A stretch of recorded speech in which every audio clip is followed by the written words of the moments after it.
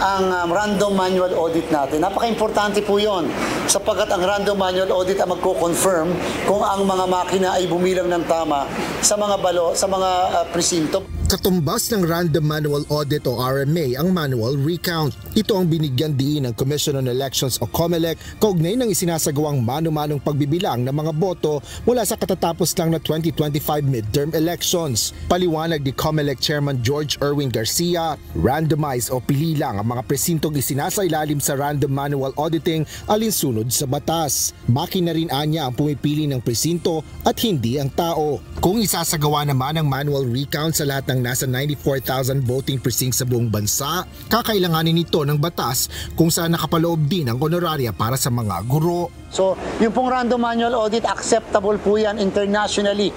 Yan pong ginagawa. At mapagkakatiwalaan nyo po yung RMA kasi naandyan po mismo ang PICPA, NAMFREL, PSA, PPCRB.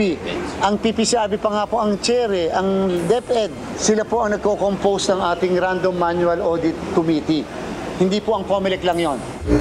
Ngayong araw, formal nang nagsimula ang pagsasagawa ng random manual audit ng mga balotang unang natanggap ng RMA Committee. Galing ang mga ito sa mga lungsod ng Mandaluyong, Muntinlupa, Caloocan at Pasay, habang may iba pang dumating mula sa Ilocos Norte at Nueva Vizcaya. Ayon kay Tammy Lipana, trustee in charge ng RMA Committee, patuloy ang pagdating ng mga balota.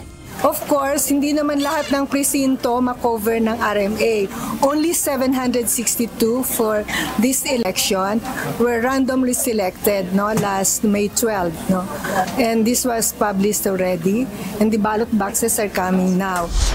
60 team ang binuo para magsagawa ng random manual auditing at bawat team ay binubuo ng 3 guro mula sa Department of Education na mano-manong magbibilang ng boto sa bawat balota.